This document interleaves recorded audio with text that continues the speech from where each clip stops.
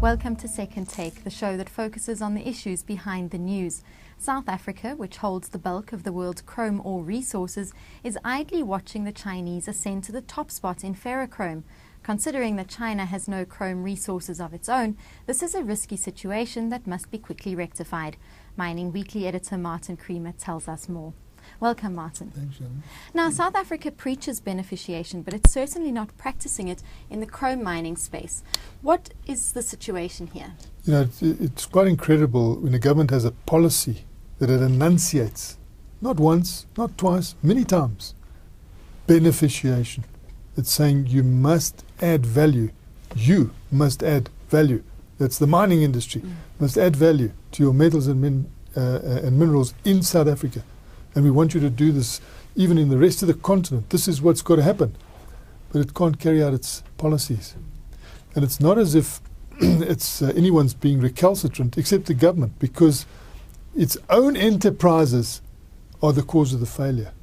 So, you know, it's easy for a government to pay lip service to something. I mean, it's easy to enunciate, we want beneficiation. But they are stopping the beneficiation. They don't have the energy. They don't have the logistics. They don't have the transport. They don't, but particularly the energy. And so we have a situation in South Africa where we've got the lion's share of the world's chrome. And if you take our platinum mines into account with the upper group 2, you know, we've got about 82% of the world's chromite ore. Now, what we used to do here on a big scale, on a growing scale, is lift the value of that chrome once, twice, 3 times, 4 times, 5 times before we sent it out the country. And we did that with the help of Eskom providing the energy. But the government is saying have the beneficiation, but they can't provide the energy, you know, which is really annoying. Now, South Africa's declining ferrochrome market share, as we've discussed, is putting up to 80,000 jobs at risk. What should government be doing to avoid this? Well, if you look at what the contribution was, this was no mean contribution, ferrochrome. You know, it was contributing like 42 billion rand to the gross domestic product. Now, it shows you what, you know, a value-added industry can do. 42 billion rand into that GDP. And it was also employing 200,000 people. You know, that's no mean number of people. So it's just what you want. It's just what you want. But now there's a threat to that. The GDP, if the trend continues, could be halved. The GDP contribution could be halved to 23 billion. And of those 200,000 jobs, about 80,000 of them, you know, could be lost. So this is serious, you know. It's serious consequences where there's no forethought. And it's not as if the industry didn't cry for help. The industry was crying for help for years. They, in fact, asked for some sort of duty to be imposed, I think in the mid-2000s. And I can remember the Indians imposed that immediately because they were also the exporters of chrome to China. But we said we were going to do it, but didn't do it. You know, it's like a dithering, which is so weird. So then we started to export more and more raw, unbeneficiated chrome ore. And that's the story now. The trend is that is building up. So it's the exact opposite to what the government preaches and the policy. It's the total opposite, but that's where we're going. People have for decades been saying, you know, don't just export raw ore, add some value to it. They were doing that. But now they can no longer do that because the demand is for the raw ore because China is building up these big capacity.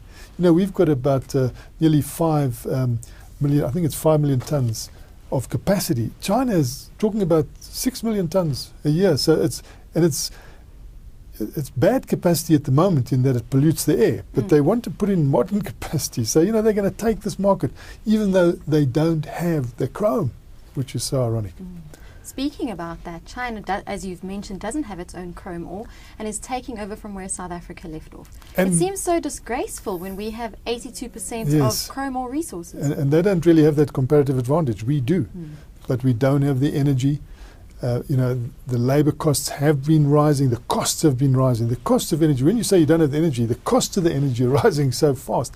And those who have had technology that can protect them from that, certain of the big producers have got technology that can protect them from the high prices because they use much less, they're okay. And even outside of the chrome area, when you look at manganese, the company that has been able to produce its own power, has actually been able to expand. Even though it's not producing the power from coal, it's doing it in far more economic way. It's using the off gas and the heat within the furnaces, and we're talking now, about Samancor out at Meyerton. It's actually that 20% extra power that it needed. It was able to produce that. Well, they're saying now 2 cents a kilowatt hour, but I mean that is ridiculously cheap. And because of that 20% being so cheap, they could live with the increased prices at Eskom.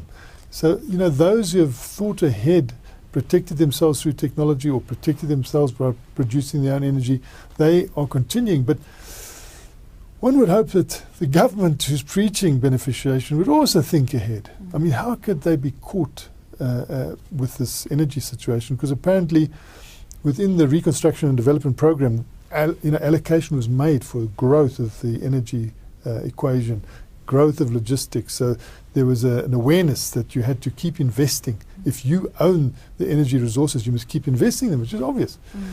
But then, there was pressure from the International Monetary Fund and the World Bank, and they said that, we must change our structurally change our economic pattern, and we introduced the GEAR program, which forgot about this. In fact, I can remember when they used to take the dividends from Eskom. So, Eskom needed that cash if it was going to grow, and they used to take it away in the form of dividends. So it's been mindless, it's been silly, and the consequences are not good, because we're seeing that it's threatening our economy here.